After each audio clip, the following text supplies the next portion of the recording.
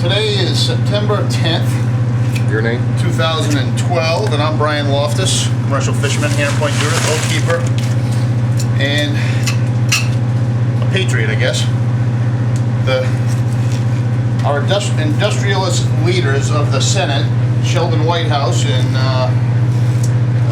Jack Reed, came down to address us, along with two of the top National Marine Fisheries East Coast higher-ups, I guess, in the National Marine Fisheries Service, to listen to us and address our problems. Of course, we've had this empty conversation now for 20 years, and slowly but surely they're eradicating the fishermen, much like they did the farmers and most of the business in this country.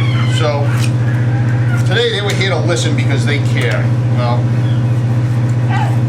a lot of good points were brought up by the fishermen about the predation, about the fact that they're managing under a system in the ecosystem where it's assumed that every species can be at the highest biological level in history at the same time, which, whether there's one boat out in the ocean or not, can never happen because it's biologically impossible. But under that scenario, and the definitions the environmental groups have sued to have put into the Magnuson Act, any fishery that's not where they say it should be to historical levels is deemed overfished. Now that species could be a fish that we don't target, that has no monetary value at all, that we try to stay away from. But they tout it to the public is that the trawlers are out there decimating that stock, which couldn't be further from the truth. What we've seen happen is, since 1990, we've lost 65% of our fleet on the East Coast, is as you put more restrictions on the fishermen, and as you... Shut that generator down? Yeah, shut it down. And as you reduce the harvest, predation takes over. And as predation takes over, the species that, you know, are lower on the food chain slowly diminish till they're not viable anymore. And once again, we have an overfishing crisis. Now, all this is made through regulation. So what happens is the government comes in, they create the problems, then they turn around and tell us how they're going to solve the problems. But in the meantime, we're all going out of business. The imports of seafood in this country right now is 86 to 87% from other countries.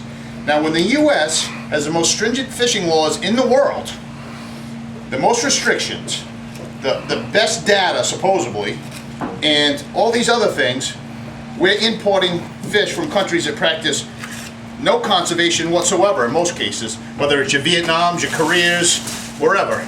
So here, 4 o'clock. So here we have the nation leading the way in sustainable fishing, but yet we have our regulators making it so hard for us to make a living and screwing up the ecosystem so bad that the fish don't have a chance, and neither do we, which is what they want, because I flatly asked both senators how them helping us was going to coincide with Agenda 21, which is to put all the natural resources in the hands of the UN to control. Both of them looked me in the face and said they didn't know what that was, had never heard of it. I said, you're going to state on the record that you don't know what Agenda 21 is? They said yes. The woman next to me from Roger Williams University says she loved Agenda 21. But then again, she's a liberal dingbat, so of course she does. So collectivism is the new America. This is what's coming. It's going to all be for the state. You know, it's just like Ayn Rand in her book. And, you know, the Fountainhead. It's just, people need to realize what America's turning into. You know, the politicians get right up and lie to you, right in your face, tell you how they're going to help you and how great things are. We've had 2 fish rallies in D.C. with over 5,000 people at one of the rallies. All of our federal delegation were there in Washington. Not one of them either time showed up to even address the crowd and say, Rhode Island, we're here to support you, we're going to sign under this legislation and help you. Not once. When asked about that, they said, well, we're here today. That's always the answer. A day late and a dollar short. So this is your new America. If you don't change things, nothing's going to change, people. I mean, I don't know what more to say, but we need a big shake-up in this country. God bless.